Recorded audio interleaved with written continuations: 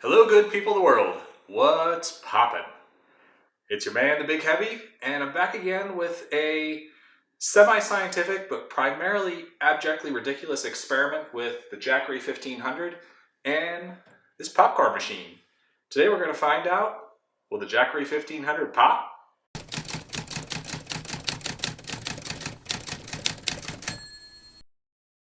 Now, my first video where I compared the 1500 to the 1000, several people asked me about this popcorn maker and said they'd like to see it pop some popcorn being fed with delicious and tasty solar-powered electrons from the Jackery. And who am I but to oblige the fans? I also got some feedback that maybe my production values were a little bit off, and maybe I wasn't the big YouTube celebrity blogger that should be destined to receive one of these fantastic units. But you know, hey, I heard the feedback and I've been watching some YouTube videos about producing YouTube videos. Hopefully going to up the ante for you. So we'll also up the ante in terms of how we use the Jackery. So let's check out what this guy's got starting out. And looks like we got about 55%. Wanted to start it with about half a tank and see how it does. And you know, again, let's up the ante. So some of the feedback that I heard in those videos was you should have a artistic light in the background of your set. So I've got this this fancy glass lamp over here that I'm going to plug into the Jackery. So let's get that puppy in. And we'll put him in. Get the inverter turned on.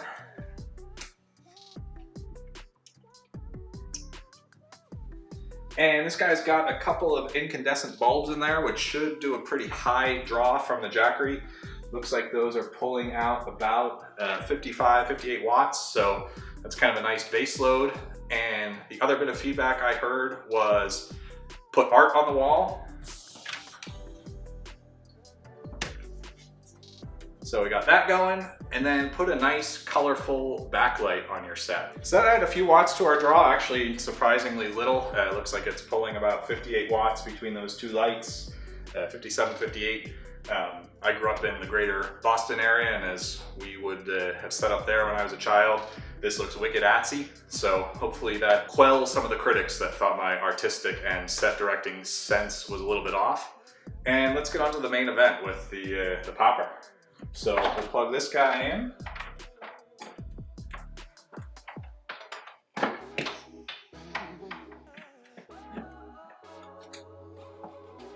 Right now that's not drawing any current. What's kind of cool about this popcorn popper, and in case you're interested, I'll put a link to this particular popper in the description. It's from a company called Great Northern, which, if my memory serves, I was once a professional popcorn popper, worked at an amusement park as a high school student, and popped popcorn, did bumper boats, helped people get on a go-kart track, all sorts of nonsense. But it does produce great popcorn, but it also has these three switches up here, so there's three elements to the machine. There's an incandescent light bulb in there that essentially, you know, makes it look cool, but also keeps the popcorn warm. So let's fire that guy up. Oh, and that is this button. So the inverter just kicked on the Jackery, which is kind of interesting, and that's actually a pretty high wattage light bulb. It's now pulling 193 watts, so we're starting to give the Jackery a little bit of a workout. These other two switches are also things that could be a little challenging for the Jackery. And like last time when I did the Will It Latte video, I haven't actually tried this. I don't know if this is going to work, or this sucker is going to hit its max capacity and this experiment's going to be over pretty quickly and we're going to be left without any popcorn. So these two switches, one heats the kettle and one turns on a motor that kind of stirs the popcorn around and makes sure it's popping correctly. So we'll turn on the heater.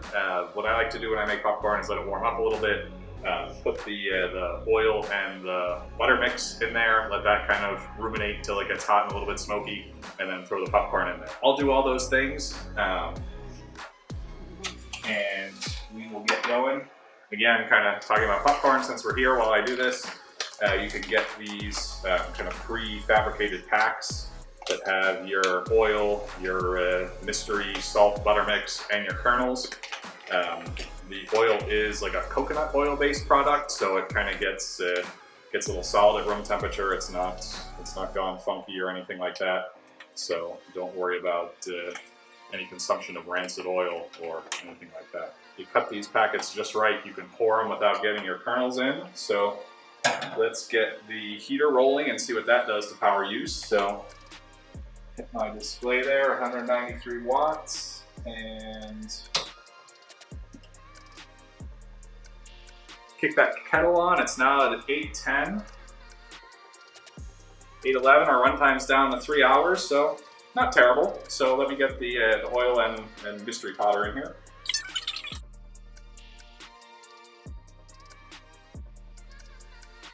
All right, so that's in there and starting to melt. Let's kick on the motor and the stir and see what that does to things.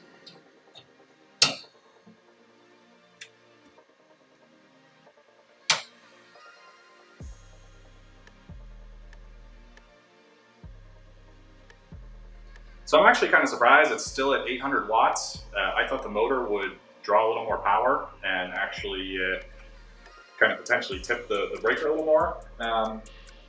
We're at a consistent 820 watts.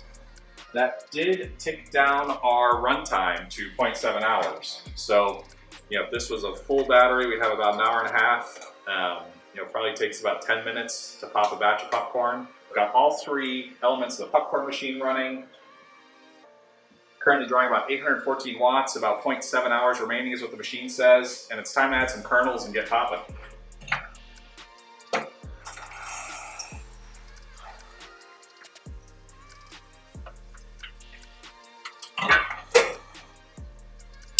We'll drop our lid on. I don't know how well that sounds coming across, but you can hear that nice little sizzle of the popcorn kernels.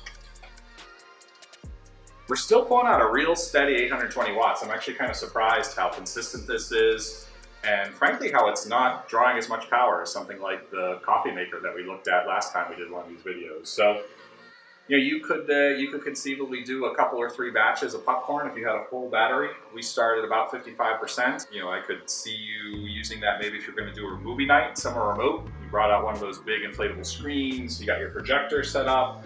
I would imagine a projector doesn't draw that much power since they're using an LED bulb, but that might be something for a future test. And you could run your popcorn machine. It's a little bit rough to transport, but they do make some smaller models of this guy, so it could conceivably work.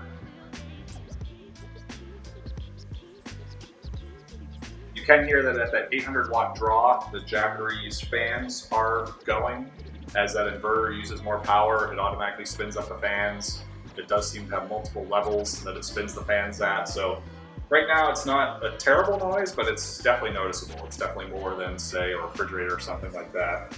And, the two units sitting next to me, the Jackery's the loudest by far with that fan noise versus there's a little bit of sizzling over here while we wait for things to get popping. I think I just heard our first pop. So we got some good popping going now while we are waiting for things to pop. Check the Jackery, still pulling out that rock solid 817 watts. And as we get popping, I would ask if you are feeling a little bit salty, maybe you want to pop off, do that down in the comments. If you are smooth like butter, why don't you slide down, hit that like button. You're feeling a little hot around the collar, you got a little hot oil under your belt, hit that subscribe button. Couldn't hurt. So now we're rocking and rolling. You can hear the popping, you can see this guy is popping like crazy, and this is where I wish we had the Willy Wonka smell-o-vision feature, because it smells like a movie theater in here. It's nice.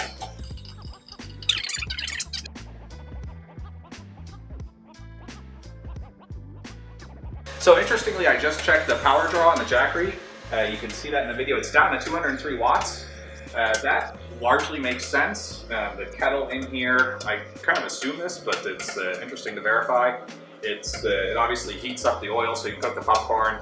It's got to have some kind of thermal cutoff, otherwise it would burn the popcorn. So it seemed to run on full power, which pulled out about 600 watts. Pretty significant draw.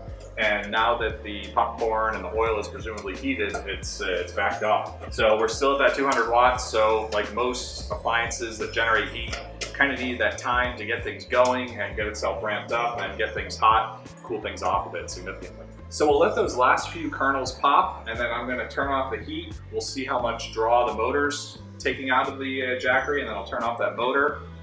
Just as a random aside, I love these switches up here. They've got a nice big clunk to them. They've got this sort of cool 70s look, and you know, I feel like I should be launching a Trident missile instead of activating a popcorn machine when I flick them. So good job, whoever selects switches for the Great Northern Popcorn Company. So I don't hear any more popping. 203 watts, let's turn off the kettle and test our kettle theory. Yep, so still 203 watts, so apparently the kettle heater had turned off. And then let's turn off our motor. It only took 10 watts, I'm kind of surprised, quite frankly. The light bulb and the heater are the big draws on this guy. So let's dump out our popcorn and give it a taste. All right, so we got some movie theater fresh popcorn, and that's solid.